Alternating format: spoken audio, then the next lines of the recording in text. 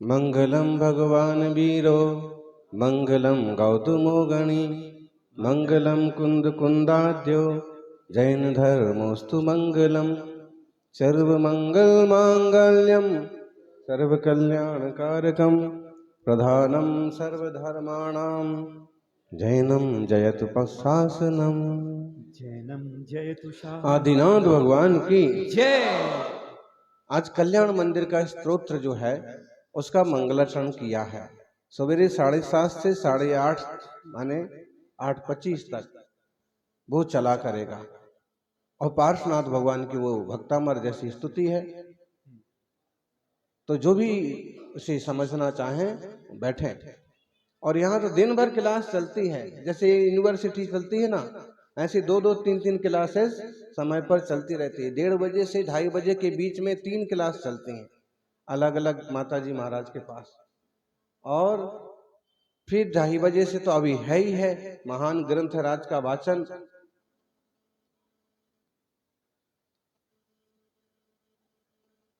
तो आज पार्श्वनाथ भगवान का मंगल श्रवण करें, जिनकी चरण सानिध्य में अपन बैठे हैं। कृष्णा नगर में महावीर भगवान मूल नायक थे, कैलाश नगर में आदिनाथ भगवान, महावीर भगवान। तो एक कैलाश नगर और कृष्णा नगर वाले तो एक ही जैसे हो गए ना फिर, है तो बहुत बढ़िया है। और दूरी भी बहुत नहीं है ना, 1 किलोमीटर की दूरी होगी, 1.5-2 किलोमीटर, 2 किलोमीटर कोई खास बात नहीं है। ऐसा 2-3 किलोमीटर तो हम लोग आहार के लिए चले जाते हैं, शुद्धि के लिए चले जाते हैं। चलिए तो सब अपन यहाँ पार्श्वनाथ भगवान का आज वंदन करते हैं। पार्श्वनाथ भगवान की जय। पारस नाम मेरे प्रभु का पारस नाम, पारस नाम मेरे प्रभु का पारस नाम। सभी लोग बड़े भक्ति के साथ। पारस नाम मेरे प्रभु का पारस नाम, पारस नाम मेरे प्रभु का पारस नाम। है सुख धाम प्रभु का नाम, मेरे प्रभु का पारस नाम। है सुख धाम प्रभु का नाम, मेरे प्रभु का पारस नाम।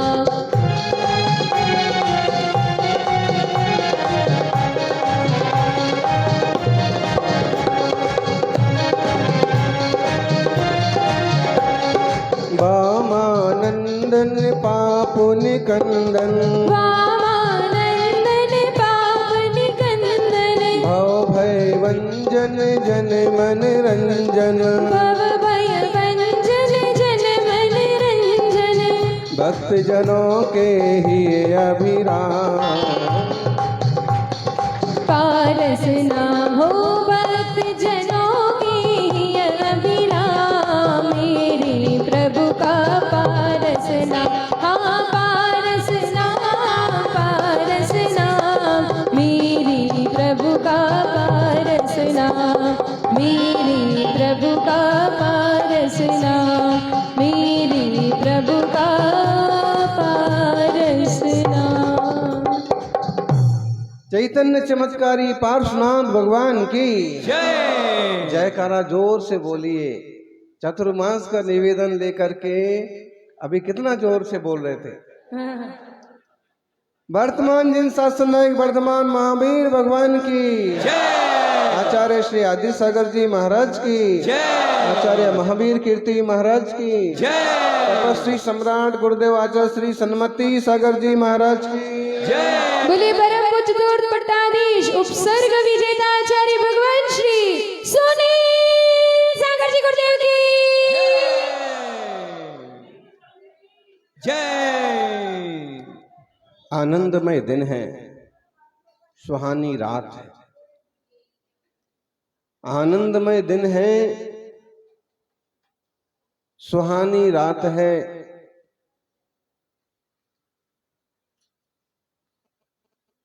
जेठ के महीने में शीतल बरसात है।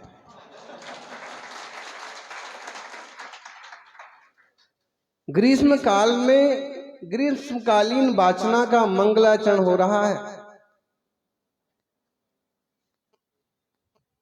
ग्रीष्मकालीन वाचना का मंगलाचरण हो रहा है। देवताओं ने भी कसर नहीं छोड़ी, आसमान से अमृत वर्षण हो रहा है।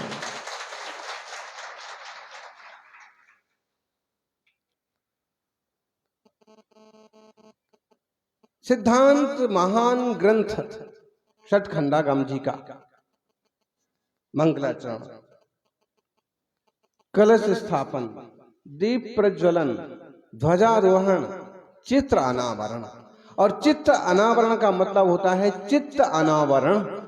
अपने चित्त का अनावरण होना चाहिए, तो सच में चित्र का अनावरण हुआ।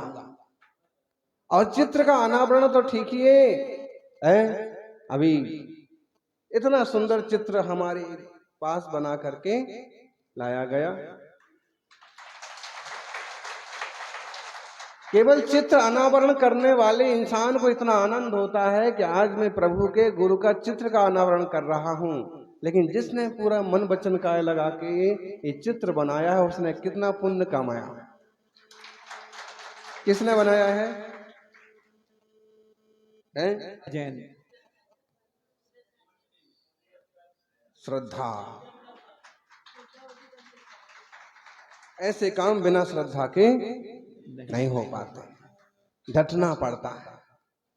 और अगर युवा पीढ़ी इस तरह से प्रभु के ध्यान में, गुरु के ध्यान में, जाप में और पूजन में रुचि लेती है तो बड़ा आनंद होता है, खुशी होती है। महान पुण्य का अर्जन वो जीव करते हैं और उस पुण्य के बल पर कोई कोई तो ऐसे भी बन जाते हैं। बचपन से अगर धर्म की रुचि लग जाए, लगन लग जाए, तो कोई कोई जीव धर्म के मार्ग पर पक्षी कमंडल लेकर के चलने वालों की श्रेणी में भी पहुंच जाते हैं। उतना सौभाग्य बिरले जीवों को होता है। लेकिन जो घर में रह करके भी धर्म ध्यान कर रहे हैं, कम सौभाग्यशाली नहीं है। युवाओं, प्रातःकाल जब शुद्धि के लिए गए, निहार शुद्धि के लिए, अभी हमने पूछा कृष्णा नगर और कैलाश नगर में कितना अंतर है? बोले अंतर तो कुछ नहीं है, दोनों एक जैसे ही हैं। कैसे हैं? धार्मिक भावनाओं से ओतप्रोत तीर्थंकर प्रभु महावीर मूल नायक और मुनि भक्ति में तत्पर। कितना अंतर का मतलब है, दूरी कितनी है? दूरी भी ज्यादा नहीं है। कितनी है? 2-2.5 किलोमीटर, 3 किलोमीटर, जितनी तुम्हारी दूरी है उतना तो अपन शुद्धि को चले जाते हैं, उतना तो निहार शुद्धि को चले जाते हैं, आहार चर्या के लिए चले जाते हैं। कोई खास बात नहीं है। अभी आपस में थोड़ी सी तलखी हो गई। तलखी मतलब, तो जब सुबह सुबह शुद्धि को जाते हैं और 15, 20, 25 युवा आ जाते हैं, तो देखने जैसा दृश्य होता है। कोई कोई तो किसी तीज त्योहार पर निकालता होगा प्रभात फेरी। यहां तो रोज निकलती है प्रभात फेरी। ध्वजा रहता है, जयकारा होते हैं, तो थोड़ी सी तलखी हुई। और ये जो राकेश कहाँ है? मुझे लगता है कहीं सुप्रीम कोर्ट के एडवोकेट तो नहीं है? तो राकेश जी कहने लगे, पहले तो आपने मना कर दिया था। अरे भाई, जिसने दिल्ली ना देखी हो, दिल्ली का बाजार ना देखा हो, वो पहली बार तो मना ही कर देगा। दिल्ली विल्ली मुझे नहीं जाना। मैंने सुना है कि वहां बहुत प्रदूषण होता है, इतना प्रदूषण होता है कि लोग बीमार पड़ जाते हैं, मुझे दिल्ली नहीं जाना। और हमारे जैसे साधु भी कह ही रहे थे कि दिल्ली नहीं जाना। लेकिन यहाँ आके देखा कि यहाँ भी कई ऐसे भावुक भक्त हैं जैसे आपको छोटे सुंदर धर्मात्मा गांवों में देखने को मिलते हैं।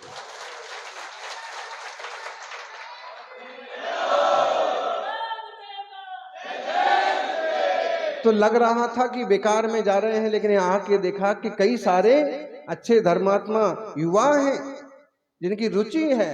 कभी भी आप पद विहार करो, 100, 200, 500 युवा दौड़े चले जाते हैं। तो अब कोई कहे, तब हम भी कह रहे थे कि मुझे नहीं जाना दिल्ली, तुम्हारी दिल्ली को छोड़ो, मैं यहीं ठीक हूं।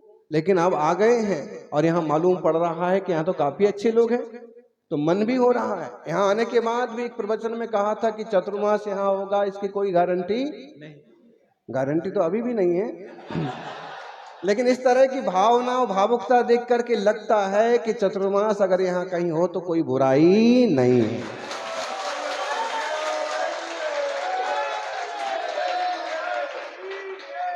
कल हमारी जहां आरचर्या हुई तो हमने इशारे से पूछ लिया पानी कैसा है, तो उनने कहा कि महाराज जी पानी एकदम शुद्ध है, खुद हमने अपने हाथों से निकाला है, अपने कंधों पे लेके आए हैं। और हमको बड़ी खुशी हुई कि 1 किलोमीटर दूर तक खुद युवा परिवार के प्रमुख सदस्य अपने कंधों पर पानी भर करके मुनि के पड़गाहन की तैयारी कर रहे हैं।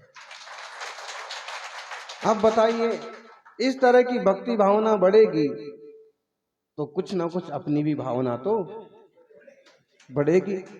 तो उनने कहा कि पहले आपने मना कर दिया था, पहले नहीं मालूम था मार्केट में सही और सबसे चीज कीमती क्या चीज है।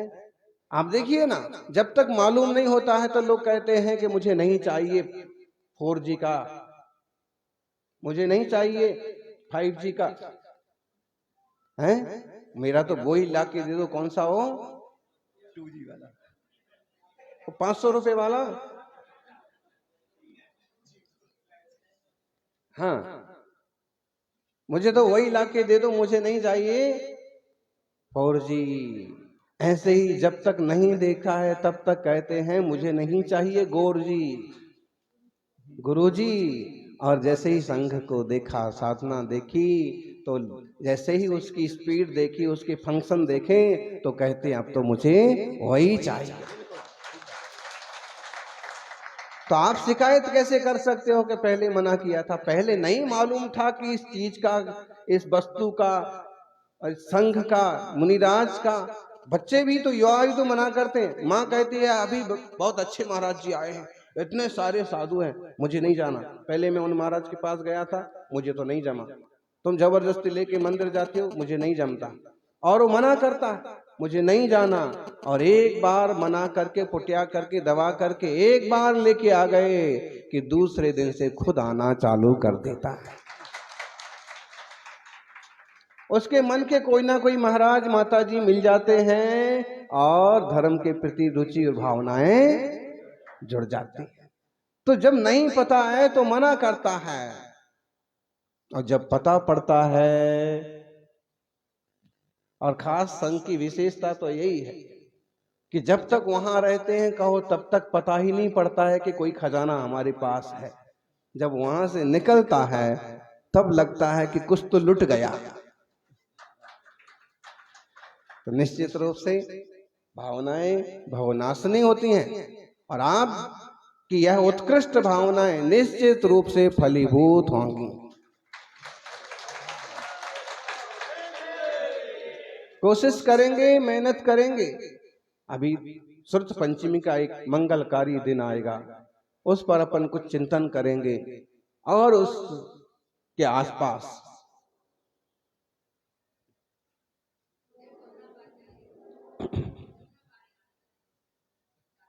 अभी हम कहां पर हैं? जमुना पार।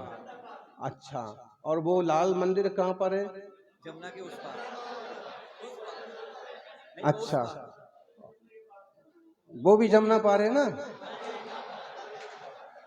महाराज जी वो उस पार है। जो भी है, लेकिन आप ये पक्का मान के चलिए कि जो कुछ होगा जमुना पार होगा। हाँ, ये तो पक्का ही है। अगर दिल्ली में कहीं भी होगा तो जमुना पार होगा, चाहे इस पार हो कि उस पार हो।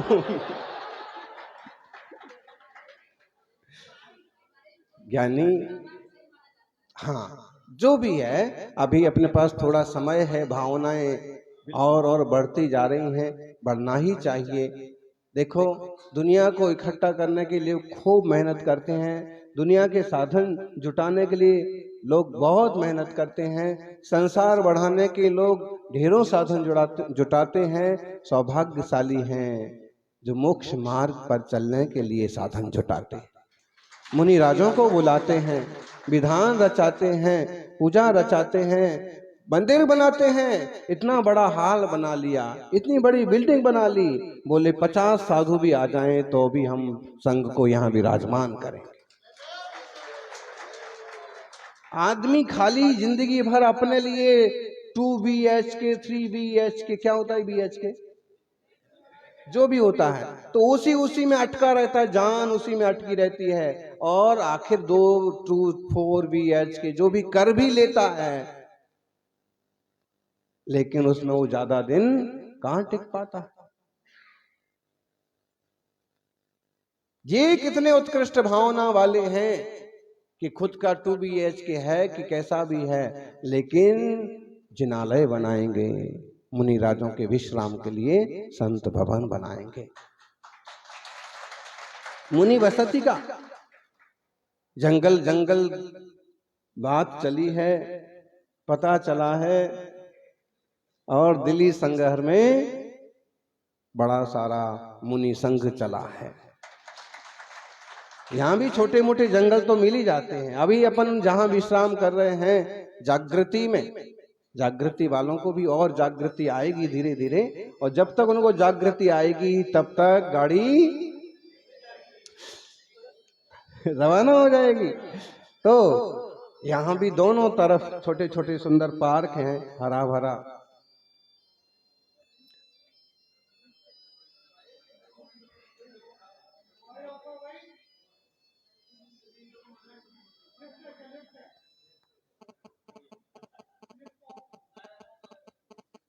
देखिए, इतनी सी चीज ने आपको कितना खलल पैदा कर दिया, कितनी आकुलता पैदा कर दी। आप विचार करें कि इतनी सी आवाज भी जीवन में आकुलता पैदा करती है, तो दुनिया की और दूसरी चीजें कितनी आकुलता पैदा करने वाली होंगी। इसलिए महावीर स्वामी कहते हैं, सारी दुनिया से आंखें बंद करके अंतर्मुख हो जाओ, सारी आकुलता खत्म हो जाएगी। संसार की चीजें आकुलता बढ़ाने वाली है। सौभाग्यशालियों की जिनवाणी का ही ध्यान हो, जिनवाणी का ही ध्यान हो, जिनवाणी का ही ज्ञान हो, जिनवाणी का ही संविधान हो। और जब तक आत्मा ना बने परमात्मा, तब तक जिनवाणी का ही बहुमान हो। बड़े बड़े सम्राटों ने भी सब कुछ छोड़ करके इस मार्ग को स्वीकार किया है। जिस विषय पर हम आपसे चर्चा करने वाले हैं, हर रोज कुछ प्रश्न आएंगे, प्रश्नों पर प्रवचन होगा, प्रवचन पर मार्गदर्शन होगा। एक बहुत बड़े सम्राट हुए हैं, सम्राट अमोघ वर्ष, थोड़ा थोड़ा नाम सुना होगा। जिनकी इतिहास में रुचि है उनने ज्यादा सुना होगा, जिनकी धर्म में रुचि है उनने थोड़ा सुना होगा, और बाकी लोगों ने नहीं सुना होगा तो आप सुन लो। दिनसेन एक बड़े आचार्य हुए, और जैन वीरसेन स्वामी ने जिनने धवला की रचना की है, सठखंडागम के ऊपर धवला टीका है, जिसकी 14वीं पुस्तक की वाचना अपने यहाँ हो रही है। किसने की है धवला जी की रचना? कितने बड़े दिग्गज आचार्य, हमारे आचार्य मुनिराज अत्यंत प्रज्ञावान रहे, वेद विज्ञानी रहे, ज्ञानी राजाओं का वैभव ठुकरा करके वो आए और तपस्या के मार्ग को स्वीकार किया। जिनसेन स्वामी कहते हैं वीरसेन स्वामी के प्रमुख शिष्य, और जिनने जिंदगी में कभी वस्त्र नहीं पहने। किन्ने? मतलब क्या समझे आप? वस्त्र कभी नहीं पहने मतलब इतने गरीब थे, दरिद्र थे? नहीं, बचपन में तो ऐसे था कि माँ बाप बहुत लाड़ प्यार करते थे, और एक जमाना था कि 8-9 वर्ष 10 वर्ष तक का बच्चा अगर कोई कपड़े ना पहने तो कोई उसको ज्यादा टोका टाकी नहीं करते थे। अभी तो जन्म होते ही लपेटते, जन्म होते ही बच्चे को लपेटते हैं, और बच्चा जैसे जैसे बड़ा होता है तो वो भी लपेटता ही रहता है, और जिंदगी पूरी लपेटने लपेटने में निकल जाती है। अब आपको बताने से क्या बात है, हमसे पूछो तो हमें भी जहां तक याद है कि 3-4 साल तक तो कपड़े बपड़े पहनने का कोई ज्यादा जंजाल ही नहीं रहता था। अपने कमर पर ज्यादा से ज्यादा एक काला धागा रहता था, और आराम से बिंदास कहीं भी घूमो।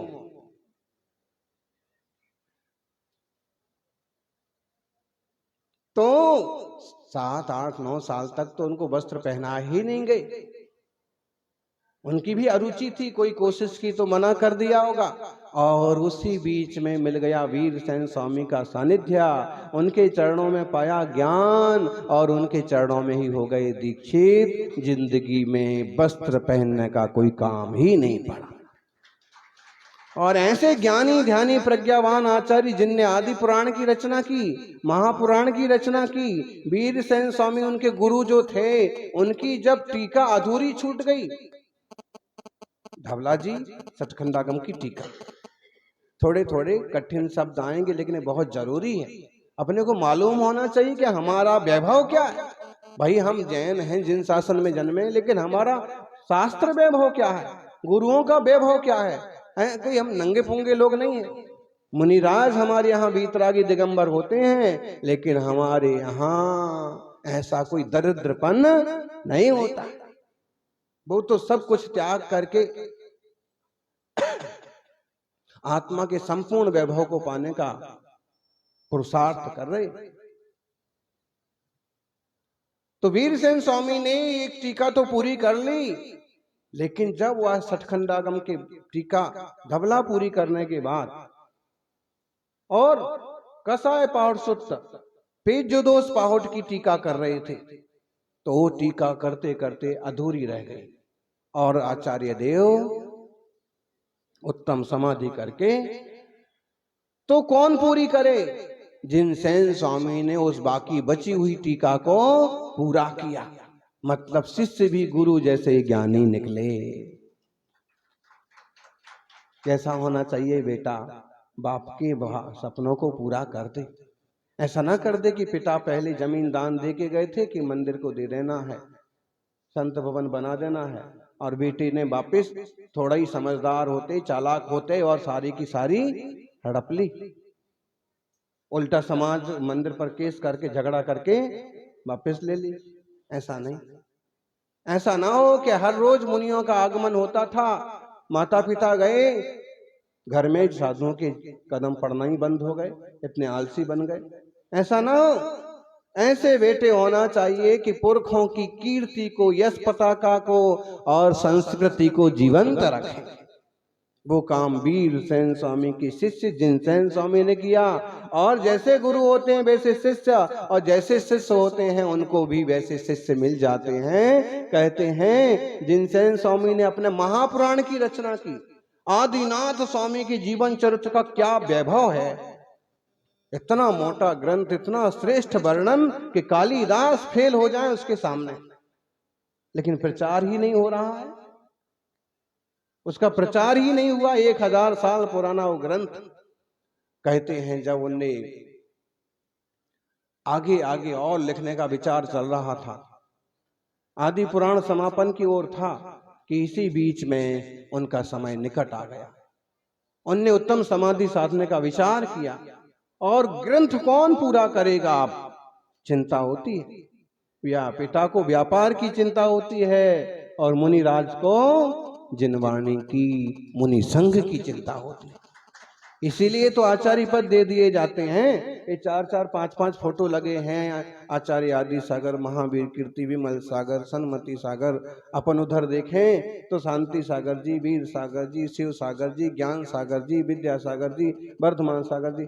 एक काहे के लिए हैं? महाराज जी इतनी सारी जय बोलते हैं, 5-7 जय बोलते हैं, काहे के लिए? ये हमारा ट्रेडिशन है। क्या जी? परंपरा है। आप भी तो लिखते हैं अपने दादा बाबा का और इतने पुराने नाम, क्यों? उससे परफेक्ट मालूम पड़ता है कि कितने उत्तम, कितनी बढ़िया इनकी पुरखों की परंपरा रही है। उनने ये दान किया था, उनने वो काम किया था, उनने मंदिर की नींव रखी थी, उनने मंदिर का शिखर बनाया था, उनने जीर्णोद्धार कराया था, और आगे आगे की पीढ़ियों में वो ही खून बहता रहता है। हमें भी ऐसा करना है। और कभी गलत रास्ते जाने का मन हो तो तुरंत याद आता है कि हमारी पीढ़ियां, हमारे पुरखे, इसका बहुत जबरदस्त मतलब होता है। आजकल छोरे छोरियां कुछ नहीं गिनते, किसी से भी शादी करने का मन बना ले, किसी से भी प्यार हो जाए, उसमें कोई दम नहीं है। संस्कार और संस्कृति बहुत महत्वपूर्ण है। हमारा कौन चलाएगा आगे शिष्य संघ, और कौन पूरा करेगा ग्रंथ? शिष्यों को उन्होंने एक समस्या पूर्ति करने की बात कही। सामने जो पेड़ खड़ा है, सूखा हुआ पेड़ खड़ा है,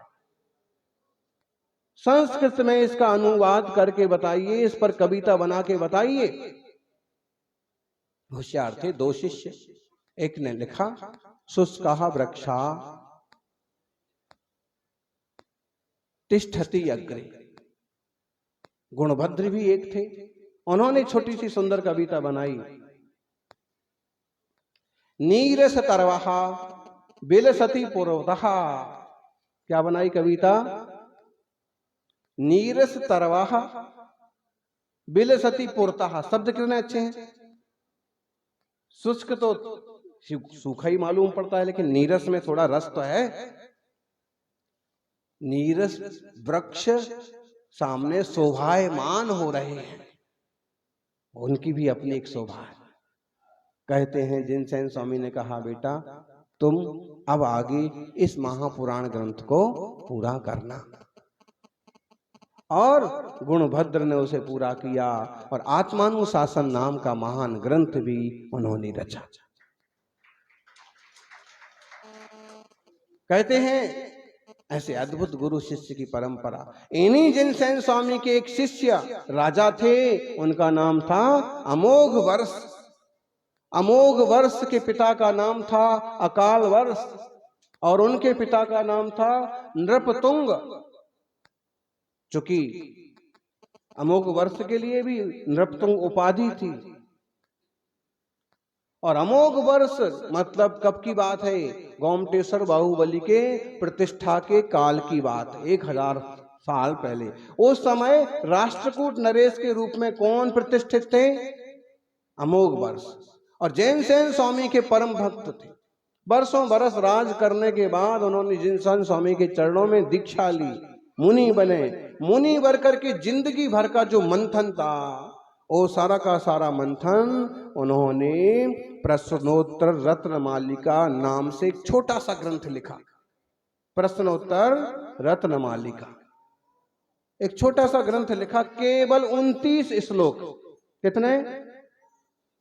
और उसमें इतना सारांश भरा। शायद वो सम्राट थे, इसलिए पता था कि लोगों के पास टाइम नहीं होता है, राजाओं के पास समय नहीं होता है, युवाओं की रुचि अलग ढंग की होती है, थोड़े में लोग ज्यादा सीख लेना चाहते हैं। तो उन्होंने एक छोटा सा ग्रंथ लिखा। कौन सा? प्रश्नोत्तर। प्रश्न भी उसी में छुपा हुआ है, उत्तर भी उसी में छुपा हुआ है, और रत्नमाला है। ये छोटे छोटे प्रश्न आपको जरूर याद होना चाहिए। और उसका मंगलाचरण जो किया वो हम आपके सामने आज पढ़ेंगे। इसी पर बड़े ढंग से सलीके से चर्चा चलती जाएगी, जिनवाणी की परतें खुलती जाएंगी। प्रणिपत्य वर्धमानम प्रश्नोत्तर रत्नमालिकां बक्षे नाग नरामर वन्द्यम देवम देवाधिपम वीरम। बड़े आचार्य हैं, बड़ा राज्य छोड़ के आए हैं, और उनके अनुभवों का रस और कस आप सबके लिए बहुत उपयोगी पड़ेगा। मंगलाचरण की गरिमा आप देखिए। प्रणिपत्य वर्धमानम, वर्धमान को प्रणाम करके, जो खुद वर्धमान हैं और जिनके दर्शन से हर एक जीव का जीवन वर्धमान होता है, वो वर्धमान महावीर कहलाते हैं। वर्धमान को प्रणाम करके प्रश्नोत्तर रत्न मालिकाम बख्शे। प्रश्नोत्तर, प्रश्न भी उसमें एक तरफ लिखा हुआ है, बड़ी सुंदर कविता है, उसी में उत्तर भी गूंथा हुआ है और रत्नों की माला जैसे बन गई है, उसे हम कहेंगे। नाग नरामर वंद्यम, कैसे हैं वर्धमान? नाग, नर, अमर, वंद्यम। नाग का मतलब नाग कुमार जाति के देवता, नागेंद्र, दर्णेंद्र, उन सबों से वंदनीय है, देवताओं से वंदनीय है और मनुष्यों से चक्रवर्ती आदि से वंदनीय है। खुद भी तो करते थे ना वंदना, जब राजा थे तो खुद भी तो वर्धमान भगवान की वंदना करते थे अमोघ वर्ष। उन्हें पता है कि सम्राट भी वंदना करते हैं। जो सम्राट का वैभव है, तीर्थंकर का, वीतरागी प्रभु का, मुनि राजों का वैभव उससे अनंत गुणा है। सौभाग्यशालियों, नाग नरामर वंद्यम, विशेषता बताना जरूरी है। महाराज जी कैसे हैं? महाराज जी कैसे हैं? अब दिल्ली वालों को क्या पता महाराज जी कैसे हैं? हमने तो नाम भी नहीं सुना था और ऐसे महाराज जी दिल्ली में आ गए। अब फिर जो थोड़ा सा परिचित होगा, जिसकी रुचि होगी, प्रीति होगी, वो कहेगा महाराज जी बहुत अच्छे हैं, बहुत शांत हैं, कुछ लेना नहीं, कुछ देना नहीं, कुछ करना नहीं, इतना बड़ा संघ है लेकिन किसी से पेन पेंसिल मांगने का भी कोई मतलब नहीं है। अच्छा, ऐसे महाराज भी होते हैं, ऐसा भी होता है, आता है कि नहीं? माने अगर आप हमारे बारे में कुछ किसी को कहना चाहते हैं, आप हमारी प्रभावना करना चाहते हैं, आप हमारा यश बढ़ाना चाहते हैं, हमारे माध्यम से जनवाणी की प्रभावना करना चाहते हैं, तो आप क्या करेंगे? कई सारी विशेषताएं बताएंगे। प्राकृत के ज्ञाता हैं, एकदम सरल हिंदी बोलते हैं, सबको बात समझ में आ जाती है, श्लोक लिखते हैं, गाथा लिखते हैं, गाथा श्लोक भी ऐसे बोलते हैं कि हर आदमी को पसंद आ जाते, माने विशेषताएं बताएंगे। ऐसे ही वर्धमान महावीर कैसे हैं, वो विशेषता बताई है कि ऐसे नहीं है, ऐसे हैं, देवताओं से भी वंदनीय हैं, राजाओं से भी वंदनीय हैं, राजाओं के राजा हैं, देवताओं के देवता हैं, मुनियों के मुनि हैं, गुनियों के गुनी हैं। ऐसे तीर्थंकर भगवान महावीर हैं। युवाओं, कभी आपके मित्र लोग आपसे पूछने लगते हैं आपके मुनि ऐसे क्यों हैं, आप उसका कई बार उसका खुलासा नहीं कर पाते हैं, आप प्रश्नों के उत्तर नहीं दे पाते हैं, फिर आप कभी तो सोचने लगते हैं कि भाई ठीक है, हमारे महाराज जैसे हैं ठीक है। कभी आप बोलते हैं कि नहीं बहुत तपस्या करते हैं, कभी आप बोलते हैं और जैसे तैसे करके उससे कभी चुप रह जाते हैं, फिर अब महाराज जी हमारे ऐसे ही हैं, हम क्या करें? अगर आप दम से बोल सकें, आपके पास कुछ सिद्धांत हो, तो आप कहें कि इतना इकट्ठे करने वालों के पास कितनी शांति है। हमारे मुनिराज ने सर्व संग त्याग किया है, यहां तक कि किसी तरह का विकार भी उनके पास नहीं है। लोगों को स्त्री चाहिए, औरत चाहिए, सामान चाहिए, दुनियादारी चाहिए, हमारे मुनिराज को कुछ नहीं चाहिए। वो बिना धागा रखे भी अपने में पूर्ण शांत और आनंदित हैं, इसलिए हमारे मुनिराज ऐसे हैं और पूर्ण निर्विकार हैं। इसलिए शहर में क्यों आते हैं भाई? हमारे तुम्हारे जैसे लोगों का सौभाग्य है कि शहर में आते हैं और धर्म की 4 बातें बता करके फिर चले जाते हैं। सौभाग्यशालियों, विशेषताएं बताना पड़ेंगी आपको अपने जिन शासन की, अपने मुनिराजों की, अपने जनवाणी की। इस विज्ञापन के जमाने में, इस विज्ञापन के जमाने में तो आपको सोना चांदी बेचना है तो उसका भी विज्ञापन करना पड़ेगा। अब देख लो, ज्वेलर्स के विज्ञापन हैं, कोई आधे अधूरे कपड़े पहने हुई महिला रहेगी और उस पर सोने चांदी के 2-4 लटका दिए जाएंगे, फोटो खींच के फिर अखबार में छपेगा।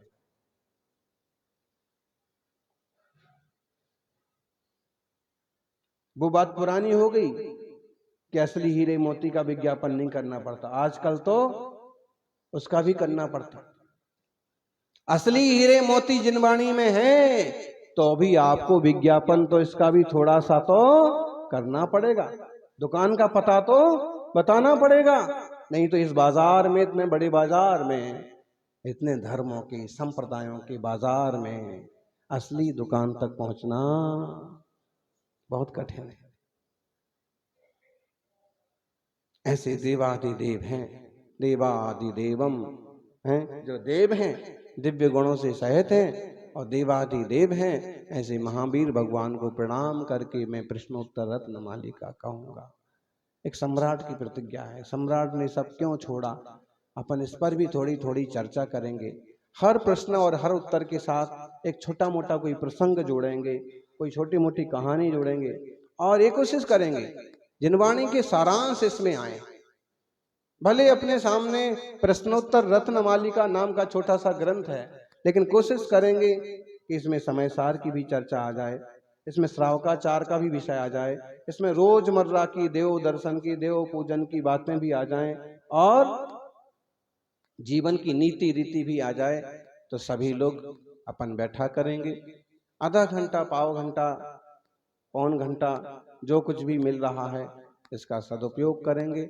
आप भले शाम की वैयावृत्ति में मत आओ, कृष्णा नगर में तो वैयावृत्ति के लिए,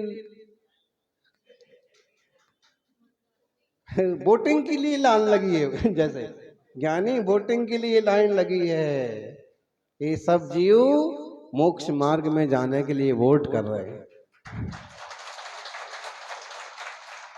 पड़गाहन में लाइन लगी है और यहां भी वो दिन आएगा, लेकिन हम ये आपसे कहते हैं शाम को वैयावृत्ति में वे लोग ही आओ, वे लोग ही आओ जो दिन भर लाभ नहीं ले पाए। आपको समय मिले तो आप भी आओ, लेकिन ये वाला समय आप छोड़ना नहीं। शाम का वैयावृत्ति का समय एक बार छोड़ दो, लेकिन सुबह की स्वाध्याय का 1 घंटा आपको जरूर उपस्थित रहना है। 1-2 दिन अगर उसकी रुचि ना बैठे तो भी बिठा के रखो अपने शरीर को। हो सकता है कि रुचि बैठे और धीरे धीरे जिनवाणी समझ में आए। आज नहीं, वो कभी भी काम आएगी। खुद के संस्कार बन पाए, जितने बन पाए, आगे की पीढ़ी के संस्कार बनाने के काम आए। तो जिनवाणी का अभ्यास जरूर करेंगे अपन सभी इस दिशा में। और जन्म तो सबका होता है, जन्म तो सबका होता है, जन्म तो सबका होता है, लेकिन सार्थक उसी का होता है जो जन्म लेकर के संयम स्वीकार करता है।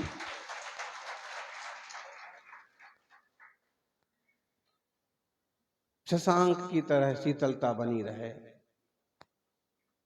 सूरज की तरह तेजस्विता बनी रहे, मुनि राजों की तरह ओजस्विता बनी रहे और वीतरागता की गरिमा बढ़ती रहे। यही मंगल भावना। जय बोलिए 24 तीर्थंकर भगवान की।